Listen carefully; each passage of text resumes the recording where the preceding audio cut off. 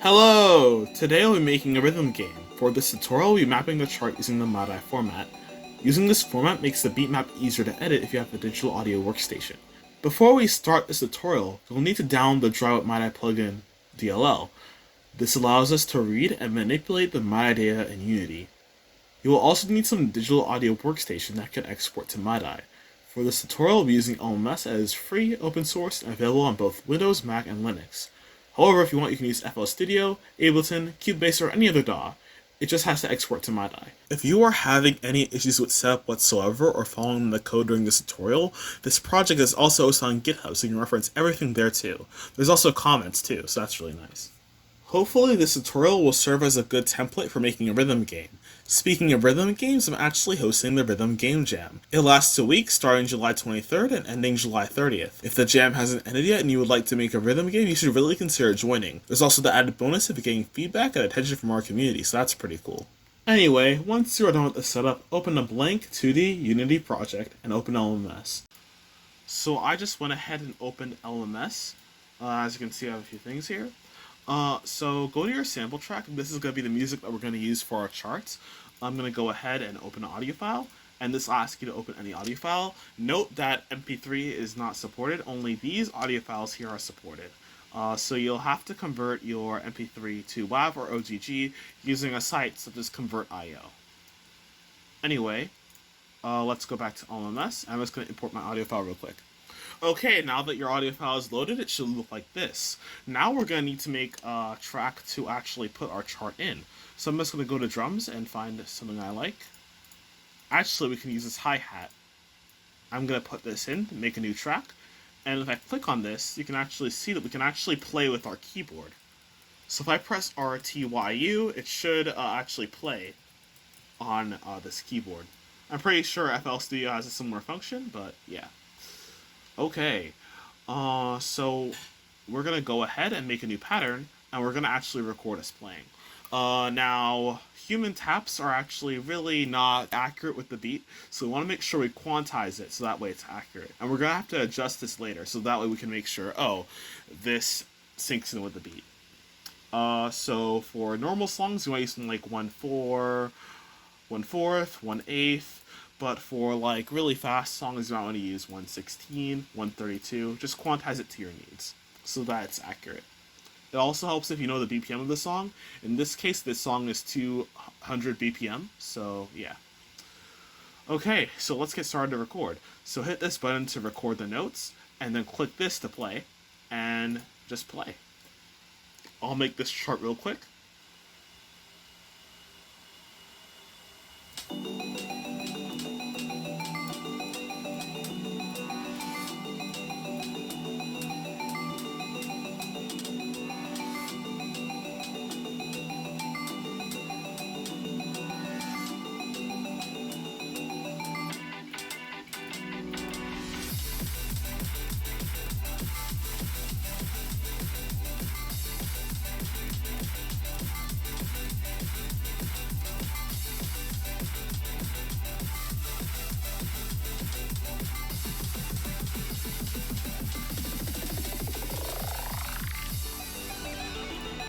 Okay, so now that you made your chart, you need to adjust it so that way it's actually on sync and on beat.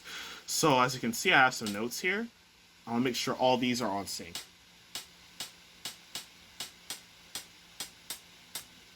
And actually, I did make a few mistakes. So as you can see there, I made a little mistake there at around 16. And if you made a mistake, just go to where it is. This is 16, so it's right here.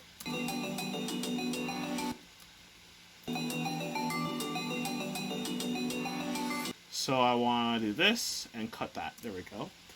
And there we go. And now it should be on sync.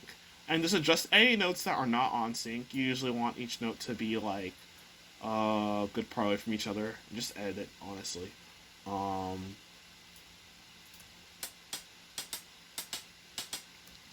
It looks like those are constantly changing, so I probably should make sure. Like, for example, these are all like barely any space, yet here there's a note apart, so I'm probably going to make it so that it's in sync. That way it's like one note apart, two, yeah. So that way it's just in sync with that. Now that you have your MIDI file, let's actually export this thing. So disable this track, and then we're gonna basically just export to MIDI. And we're gonna export this MIDI file to wherever your Unity project is. And make sure you actually put it in streaming assets. If there's no streaming assets file, you want to name it a new folder called streaming assets and save it there. And then name this MIDI whatever you like to. So there you go. Now let's head to Unity. I just made a blank Unity project with everything we need. I have the audio folder with the audio that we'll be using for this chart. I have our scenes. I have sprites. I have an arrow, but if you don't want to make your own sprites, you can just do create sprites, square, circle, hexagon, whatever sprite you want. I have a circle and a square there that I just created. We have our streaming assets folder that we're gonna get our MIDI file from, and this is gonna be hosted. And then we have our dry wet MIDI plugin that we're gonna be able to use to parse the MIDI file. So let's go ahead and actually make a folder to hold our scripts in. Make a folder for scripts. And there we go.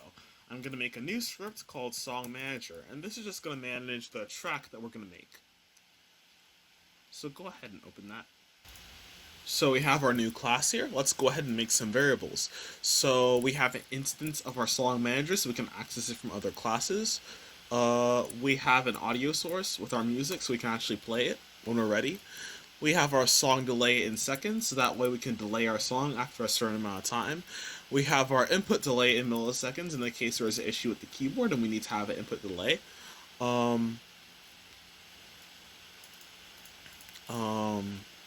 We have a string for our actual MIDI file location, so basically the place in streaming assets where the MIDI file is kept. We have a variable called note time, or the player reaction time, basically how much time the note is going to be on the screen. And this is actually the amount of time that the note traverses from the note spawn Y position to the note tap Y position. The spawn Y position is basically the Y position where the note spawns, and the tap Y position is the note where it's supposed to be tapped. Basically, these notes are falling down, so you can kind of imagine that. And then we have a note despawn Y position, which is basically where the note's going to despawn. We also need a reference to our MIDI file. So let's just go ahead and import a bunch of frameworks that we're going to need for this. So we're actually going to make a static reference for our MIDI file. So just do MIDI file, make this public static.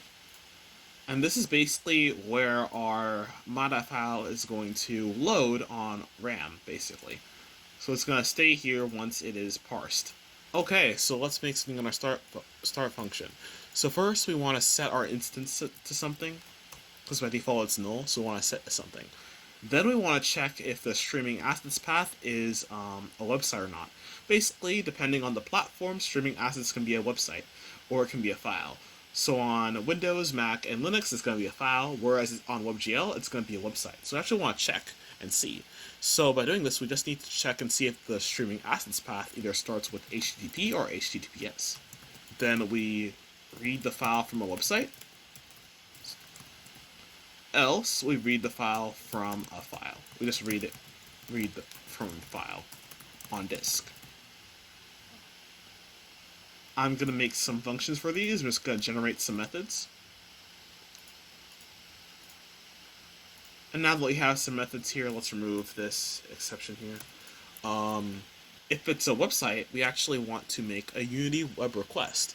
So we're going to use a Unity web request. And actually, let's make this an IE enumerator quickly. Sorry about that. And make this start coroutine. Since we're actually making this an IE enumerator and not regular method, since we actually need to wait for something. So we're using the Unity web request, and we're just getting the application streaming data assets path plus our file location. Then we want to yield return and wait for our the request to send. And then we want to check and see if there's any network errors, just to make sure everything is okay. And if everything is okay, then we can just read our results from the data. We can then send these results to a memory stream, and then load this stream onto our MIDI file. Let me close this. There we go, no errors. Now from reading from file, what we want to do is, it's really simple. All we need to do is just specify our file location. So we just use the same function we did earlier, MIDI_file.read, but we just put in the file location instead of a stream. So we have our streaming assets path plus our file location on our streaming assets path. After all this is done, we actually want to manipulate the MIDI. So I'll just make a function here called getData from MIDI. So let's copy this function. We want to put this function here at the end of our read from file. And we also want to put this function after we read from our stream. That way, we can use the MIDI data after the MIDI data has been loaded. Alright, let's get data from our MIDI class. So we want to get the notes from our MIDI. So we're actually going to use a function called MIDI file get notes, and we're going to save this to an iCollection. However, we want this to be an array, not an iCollection class. So we actually want to make an array. So just do a variable array is equal to new notes, and then do notes count. So we instantiate an array with the amount of notes. And this array is empty. So to copy notes to array, we're just going to do notes copy to array. Once we have the array, we're going to actually invoke a function called start song after a certain amount of time. So that way we have our song delay in the case that we want to start our song immediately. So I'm going to just generate a function called start song. Actually, I'll just make it myself. And this function is just going to play our audio source. Boom. We're going to do some further manipulation here, but we need to make more code in order to do that. So just keep in mind that we're going to come back to this class later. Also make sure to change this from note to Melancholy Wet MIDI interaction note. And also we're going to make a function called getAudioSourceTime. And this is just a utility function. And so what this does is just gets the audio source time in double. You can do audio source.time, but this returns a float. And for that accuracy, we want double. So I'm going to go ahead, we want to return the audio source time samples divided by the audio source frequency, or sample rate. We also need a margin of error, basically how incorrect the player can be, and this is also in seconds. Actually, since this is in seconds, let me put it here. Yeah. That's basically how incorrect the player can be off from where the note is, like its timestamp in seconds. Alright, now let's get started. So typically in a rhythm game you have 4 lanes, right? So we're actually going to make a class for each of these lanes that we can just reuse. So let's make a class that's just going to be for each lane. So to do that, we're just going to make a note. And this is the note that is actually going to be spawned by our lane. So let's make a note. We want our note to keep track of a few things. One, the time that is instantiated. We also want the note's assigned time. Basically, the time the note is supposed to be tapped by the player. We want to set our time instantiated to the current audio source time. And then we want to position our note based on the time instantiated and the assigned time. So what I'll do is we're going to make a variable called time since instantiated. And this is basically the audio source time minus the time instantiated. Okay, then we want to divide this by our note time times 2. Why are we doing this? Because our note time accounts for the time between our spawn Y and our tap Y. And we want the time between our spawn Y and our despawn Y. So therefore we want to multiply this by 2.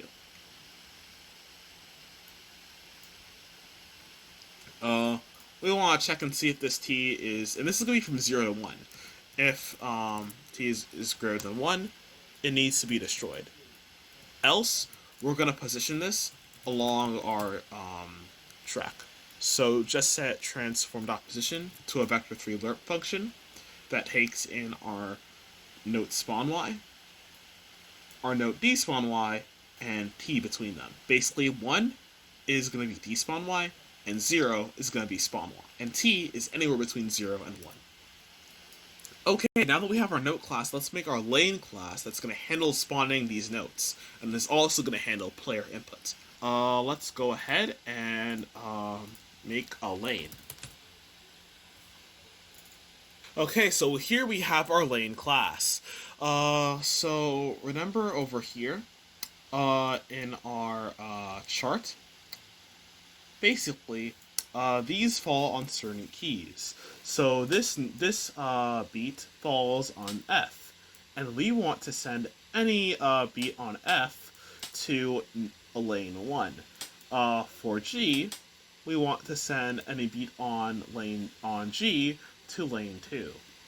So basically, for our note class, we just want to get all notes on a certain key, and basically put those notes into stop timestamps so that we can figure out, so that we can detect them when they need to be spawned.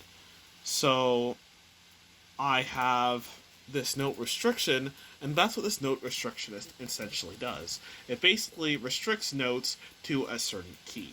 Then we have our key code input, basically whatever input is for this lane. For lane 1, we might want to do left key, for example.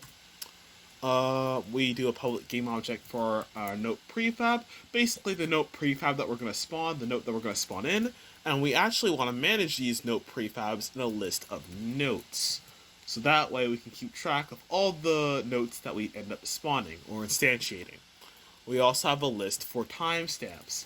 Basically every single timestamp in our song where the player needs to press this input, this given input. Basically every single time where the player needs to tap on the note.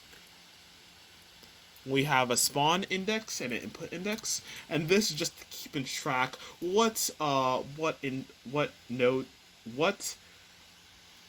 this is just to keep track what timestamp needs. This is to keep in track what timestamp needs to be spawned, as well as what timestamp needs to be detected to see if the player has hit this timestamp. Let's make sure this is a new list of doubles. Instantiate that real quick. Go. Let's make a function called setTimestamps, and this is where we're actually going to filter out what nodes we don't need. So remember our array from earlier in our SongManager? Remember this array that we have here? The array of notes? We're going to filter through these notes in our lane. So let's continue along with this class. With this function. And for each note in our array, we want to check if the note name is equal to our note restriction. If it is, then we're going to get the note time, else we're going to filter it out. However, note time does not return a normal timestamp. It doesn't even return it in seconds. It returns it in whatever time MIDI uses based on the tempo map. In order to convert this to a metric time, we need to use time converter convert to metric time span. And we need to use note time. And we also need to feed in our tempo map. So just get the MIDI file from our SongManager and get the tempo map from that. We want to use drywall MIDI get interaction, and that will fix any errors that we have. So you want to use this. Now we're going to add whatever time is in our metric time span to our timestamps. So we're actually going to convert this metric time to seconds. So to convert minutes to seconds, you times that by about 60. To convert seconds, it's just seconds. Just times that by 1. And for milliseconds, you want to divide that by 1000. Make sure to set this to a variable called metric time span. And there we go. And we're just adding this timestamp with our converting all that to seconds and adding it to our list. Okay, so we actually managed to filter through all these notes. Now that we filtered through them, let's actually use them during gameplay. So first we want to handle spawning notes. And this is kind of like a while loop, but you this runs every single frame. So by running an update, we're just going to keep running this until the spawn index is greater than our timestamps count. So basically, we want to check and see if the audio source time is greater than our spawn index minus the note time. And the reason we do minus note time is because we want to spawn our notes X time before the player actually taps it. To do this, we have our note time right there.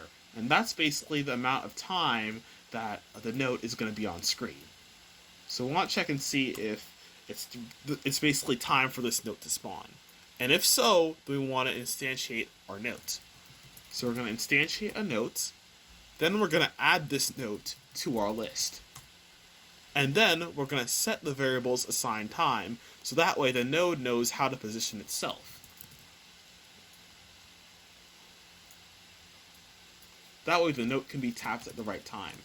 We also want to increment our spawn index, so it can move on to the next note that needs to be spawned. And this is all accurate because it's basing it on our timestamps that we defined earlier. Now, for inputs, we want to do something similar, and we're going to check each timestamp or note one by one. So let's make some variables for just simplifying our code, because let's be honest, variable names and code names are pretty long anyway. So I just simplified timestamp input index to a timestamp. I simplified margin of error, and I just simplified audio time. And I just took the get audio time function and subtracted it to our input delay in milliseconds and divided that by 1000 so it converts milliseconds to seconds in the case that we need an input delay because the input's acting weird. Go ahead, handle that real quickly. So now we have some simplified variables, so I don't have to type out these long variable names, and that's going to make our life just a bit easier. So let's check if the player hit the note. So check if input get key down input, basically the key code that has our inputs. If you want to do mouse, you could do inputs get mouse button down like 0, and 0 is like left click, 1's like right click. But for now, we're just going to do key. And we want to see if the player hits within the margin of error. So basically, there's a certain margin of error in which this note can actually be hit. So the note spawns, there's some time, and then the note is hit, and then the note despawns. But the player can only hit the notes within this area, basically, within the margin of error. And if the player hasn't hit the note, we move on to the next index. So let's actually code this. So if the player hits within the margin of error, we're just checking the difference of the audio time and the timestamp and checking if it's less than the margin of error, pretty much. We need to use system for this. Then we want to hit our note. And then destroy this note since it has been hit for some feedback, and then increment our input index. Else, this note, the player has hit the note inaccurately, and we want to let the player know they hit the note inaccurately. For good measure, let's also print whether the player hit this note accurately, so the player knows. And let's generate a method for hit. So let's check if the player missed a note. So if we are outside the margin of error and past the timestamp, basically. Like if audio time is greater than timestamp plus the margin of error, then we miss. And then for a good measure, let's just print the note that we missed. And we'll increment our input index to move on to the next note. Let's also generate a function for that. Now I have some functions. Actually, this should not be generated within this. Why is this code like this? I have no idea. Anyway, I'll just format this real quick. And we can basically run sound effects on hit or miss. So we can actually get some sound effects. So let's make a class for that called ScoreManager. And this is going to basically manage sound effects and combos. So we want to go ahead, you make a class called ScoreManager, or Combo Manager, or whatever you like to call this class. And it's going to handle combos. So let's go ahead. We're going to make an instance of this so that way we can call it from other classes. We want an audio source for hit sound effects, and we want an audio source whenever we miss. We want to make sure we set our instance to this so that we instance our score manager. Then we have a void for hit that just basically plays the hit sound effects, and we have a void function for miss that basically plays our miss sound effect. If we want to go further, we can actually use Text Mesh Pro. So we can actually use TM Pro, Text Mesh Pro, and then we can use combo score. We can also make an int for our combo score. Actually, let me change this to score.text. And then what we can do is every time we hit, so we just increase combo score.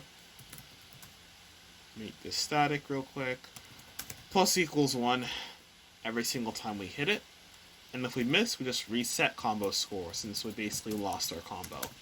And then if we want to, we can make an update function and just set score text to our combo score. Just convert this to a string.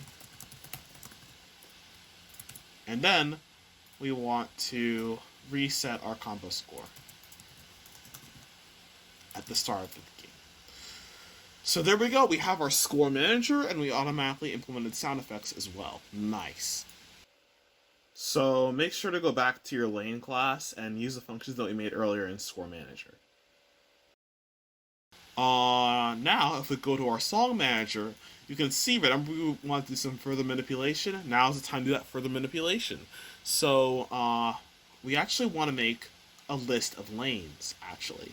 So, let's make public array of lanes, and let's call these lanes. And then, for each of these lanes, we want to go ahead and set the timestamps to the array. We want to filter out the times we want for each lane with our array, and based on the lane's configuration. And there we go. That should be all we need. Let's get started and actually put this into Unity. So now that we have all our code, we just need to put it in action and make some objects. Okay, so we need a prefab for a note. So let's make a note prefab. We just want our note class. And actually, I'm going to go ahead and make a note for every key that we want. So we want up, we want down, we want left, we want right? And actually, let's attach a sprite manager, a sprite renderer, and we'll just attach the arrow. We can actually just rotate this arrow based on our position. I'm going to scale mine to 0.5. Make sure this arrow is not too large. And that should work in theory, yeah. I'll change that to about 0.75. So, set up our down notes. I'm going to change this to 90 degrees. Up note. Add the same sprite renderer. Change it to the other way. And actually, if you want, you can change this to a circle or a square, whatever you want, and color it however you would like to color it. In that case, that'll be up. I'll make pink color be our down arrow. I'll also make a left note and a right note.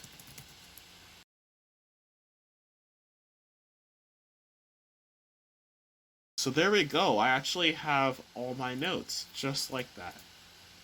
And this needs to be scaled correctly. So once you're done making all your note presets, just copy them. I'll make a folder for prefabs. Put all your stuff in your prefabs. And then just delete them. Let's put in our song manager. Let's put in our audio source. We're going to need an audio source to play our files.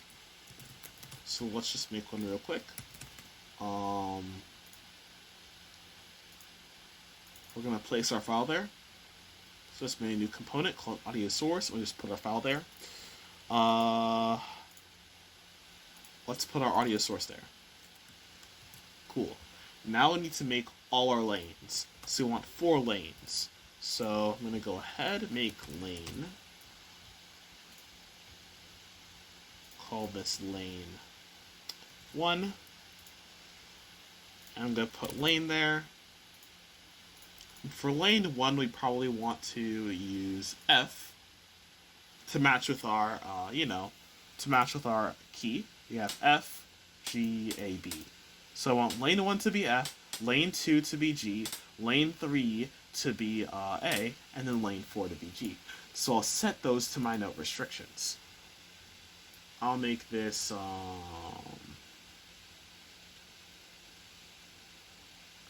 and you see we're given a list of all the keys that we can have. I will do, we want to use left arrow for our lane 1. And we want to use a note prefab. So go to your assets and you can see we have our notes. So I'll use the left note for that. And I'll just copy this for all of our lanes. This one is obviously going to be G with up arrow. So I'll set this to up. Lane 3 can be down arrow. Set this to A, and that could be right arrow. And set this to B. If you did this properly, everything should be configured. Now we need to space out the notes. So as you can see, I have this in 0. I'm going to space this out to like 1.5. Actually, I want to do negative 1.5 so that it appears to our left. 0.5 or negative 0.15. And you just want to make sure that you space out every single lane evenly. Now put all the lanes in the array. We also want to configure our song manager as well. Song lane seconds will be 0 for now. Margin of error could be something really, really small, like 0.1. If you want, you can go even less or even higher, depending on how much speed your song is, like how fast or how slow it is. For now, I'll do 0.1. I think that'll fit most people's purposes, or do even smaller. Input delay in milliseconds is set to 0 for now. File location, wherever the song is located on your streaming assets. We made a chart pod.MIDI is going to be where it's at, so we're going to go ahead and just set file location to we made a chart.mid. Our note time is going to be something like 1, that works. Our note spawn Y can be like off the screen preferably, so 7. Our note tap Y can be negative. Wherever our note tap Y is, we're going to want a bar to signify where the player needs to hit, so I'll make a quick sprite, square, and I'll put this around Y negative 3, and then expand upon it. Let me put this back to Y negative 3, and I'll probably just I'll make it a bit smaller, and let's put this at Y negative 3, about X0, and if we want to be more picky, we can like put this down like 0.1. I'm going to make this black so it looks a bit better. We also need to make our score manager. So actually, we're going to make score manager. Then go ahead and just make a quick score manager for our score.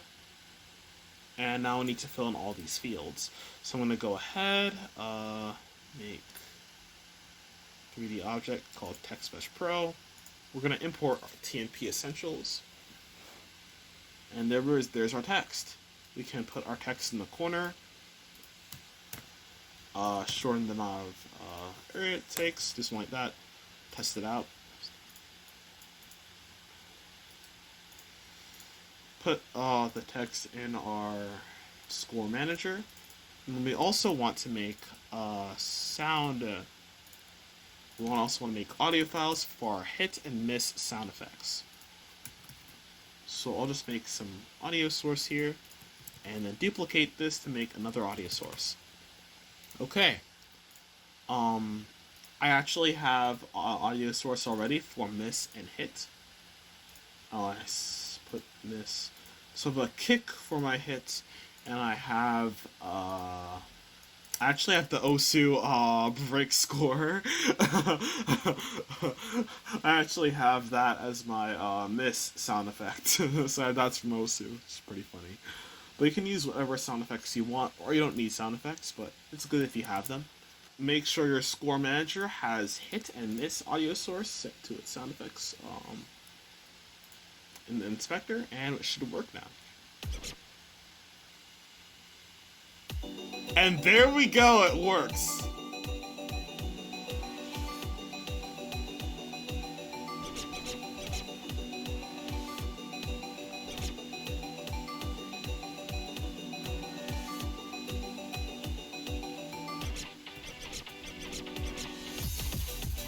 And you can see there was some notes that were stuttering when they were being spawned in.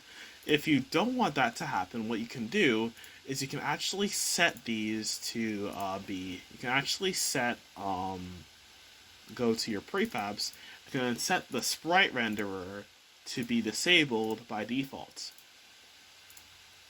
And then inside our note script, if you want, you can, once it's actually updated, then you can basically get the sprite renderer and make sure that it's enabled.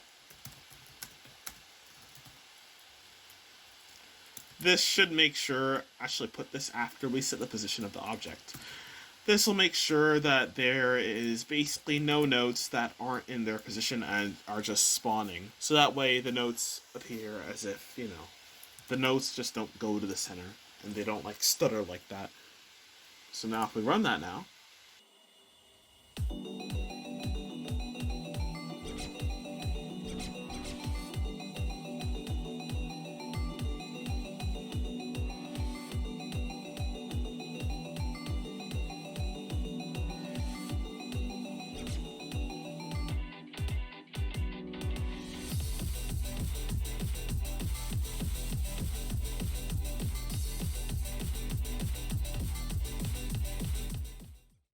but yeah, we did it. We actually made a rhythm game.